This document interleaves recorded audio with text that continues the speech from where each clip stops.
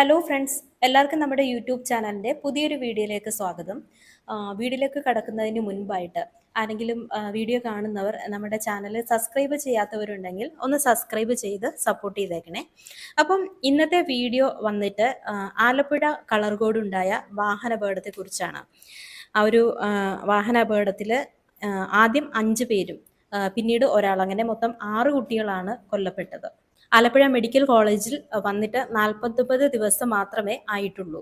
ഈ ഒരു വാഹനാപകടത്തിന്റെ എക്സാക്റ്റ് ആയിട്ടുള്ള ആ ഒരു റീസണിലേക്ക് പോകുമ്പോൾ അതിൽ ഒന്നാമത് ഒരുപാട് പഴക്കം ചെന്ന ഒരു വാഹനമായിരുന്നു അത്. രണ്ടാമത്തെ ഒരു റീസൺ, അതിൽ വാഹനം ഓടിച്ച കുട്ടിക്ക് ലൈസൻസ് കിട്ടിയിട്ട് ആകെ 1 വർഷമേ ആയിരുന്നുള്ളൂ.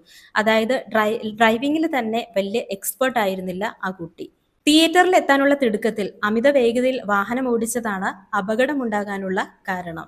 അതിവേഗത്തിൽ സഞ്ചരിച്ചുകൊണ്ടിരുന്ന കാറ്, നല്ല മഴയുള്ള സമയമായിരുന്നു, റോഡിൽ നിറയെ വെള്ളമായിരുന്നു. ആ സമയത്ത് ബ്രേക്ക് പിടിച്ച സമയത്ത് വണ്ടി സ്കിഡായി ഓപ്പോസിറ്റ് വരുന്ന KSRTC ബസ്സിനെ ഇടിക്കുകയായിരുന്നു.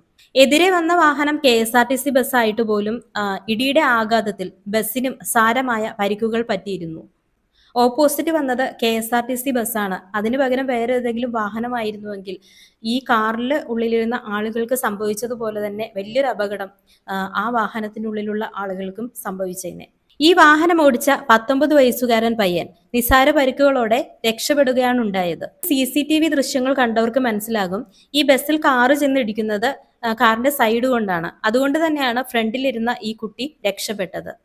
ഈ അപകടത്തിൽ നിന്നും രക്ഷപ്പെട്ട പയ്യൻ കാറിൽ നിന്നിറങ്ങി നേരെ പോയത് ഹോസ്റ്റൽ റൂമിലേക്കാണ്. അവിടെ ചെന്ന് മുറി അടച്ചിട്ടിരുന്നു. ഇത് വലിയൊരു വിവാദത്തിനിടയായി. എന്തായാലും ഈ ഒരു കാർ ഓടിച്ച പയ്യന് അർഹമായ ശിക്ഷ നിയമ സംവിധാനത്തിലൂടെ തന്നെ ലഭിക്കട്ടെ. എന്നാൽ ഈ ഒരു അപകടത്തിൽ ഒഴിച്ചുകൂടാനാവാത്ത ഒരു പേരാണ് ഈ വാഹനം കൊടുത്ത ഉടമയായ ഷാമിൽ ഖാന്റേത്. ഒരിക്കലും ഒരു സ്വകാര്യ വാഹനം പൊതുജനങ്ങൾക്ക് റെന്റിന് കൊടുക്കാൻ പാടില്ല. എന്നാൽ വാഹന ഉടമയോട് ഇതിനെക്കുറിച്ച് ചോദിച്ചപ്പോൾ അദ്ദേഹം പറഞ്ഞത്, താൻ അവരിൽ നിന്നും 1000 രൂപ ഗൂഗിൾ പേ ചെയ്ത് വാങ്ങിയിരുന്നു. എന്നാൽ ഇത് വാഹനം കൊടുത്തതിന്റെ വാടകയല്ല, അവർ എൻ്റെ അടുത്ത് നിന്ന് ഭക്ഷണം കഴിക്കാനായിട്ട് കുറച്ച് പണം വാങ്ങിയിരുന്നു, അതവർ എനിക്ക് ഗൂഗിൾ പേ ആയിട്ട് തിരിച്ചു തന്നതാണെന്നാണ്. എന്നാൽ ഇത് അയാൾ താൽക്കാലികമായി രക്ഷപ്പെടാൻ തന്നെ പറഞ്ഞ കാര്യങ്ങളാണ്. കാരണം കുറെ നാളുകളായിട്ട് അയാൾ റെന്റിന് തന്റെ വാഹനം കൊടുക്കുന്ന ഒരു വ്യക്തിയാണ്.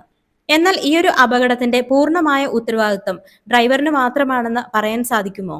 വാഹന ഉടമ ഈ ഒരു വാഹനം ഇവർക്ക് കൊടുത്തില്ലെങ്കിൽ ഇവർ മറ്റൊരു വാഹനം തേടി പോയേനെ. അതുമാത്രമല്ല, 7 പേർ കയറേണ്ട വാഹനത്തിൽ 11 പേരാണ് കയറിയത്. അതുകൊണ്ട് തന്നെ കാറിന്റെ ബാലൻസ് തെറ്റാം. അതുമാത്രമല്ല, ഈ ഒരു വാഹനത്തിൽ എത്ര പേർ സഞ്ചരിക്കുന്നുണ്ട് എന്നൊന്നും വാഹന ഉടമയോട് ഇവർ പറഞ്ഞു കാണില്ല. കണക്കിൽ കൂടുതൽ ആൾക്കാർ കയറുമ്പോൾ തന്നെ വാഹനത്തിന്റെ ബാലൻസ് നഷ്ടപ്പെടും. ഇനി ഇതിന്റെ മറ്റൊരു ഗുരുതരമായ അവസ്ഥ എന്തെന്നാൽ, ഇവർക്ക് ഇൻഷുറൻസ് തുക കിട്ടണം. പക്ഷേ ഇവർക്ക് ഈ ഒരു കേസിൽ ഇൻഷുറൻസ് തുക കിട്ടാൻ സാധ്യതയില്ല എന്നതാണ്. കാരണം സ്വകാര്യ വാഹനത്തിനുള്ള ഇൻഷുറൻസ് ആണ് ആ ഒരു വാഹനത്തിന് ഉണ്ടായിരുന്നത്. അതുകൊണ്ട് തന്നെ ഇൻഷുറൻസ് തുക ക്ലെയിം ചെയ്യാൻ സാധിക്കില്ല. ഒരുപക്ഷെ അത് സ്വകാര്യ വാഹനമല്ലായിരുന്നുവെങ്കിൽ, വാടക കൊടുക്കാൻ ലൈസൻസ് ഉള്ള ഒരു വാഹനമായിരുന്നെങ്കിൽ ഇൻഷുറൻസ് തുകയെങ്കിലും മരിച്ച കുട്ടികളുടെ വീട്ടുകാർക്ക് ലഭിച്ചേനെ. എന്തായാലും ഈ ഒരു ഓണറിന്റെ കാര്യം എടുത്താൽ, ചെറിയൊരു തുക ലഭിക്കാൻ വേണ്ടിയിട്ട് ഇത്രയും വലിയ നിയമലംഘനം കാണിക്കുന്നത് വളരെ ശിക്ഷാർഹമായ ഒരു കാര്യം തന്നെയാണ്. വാഹനത്തിന്റെ രജിസ്ട്രേഷൻ റദ്ദാക്കുന്നത് കൂടാതെ അർഹമായ ശിക്ഷ ലഭിച്ചെങ്കിൽ മാത്രമാണ് ഇത്തരം കാര്യങ്ങൾ ഇനിയെങ്കിലും ആരും അനുകരിക്കാതിരിക്കൂ.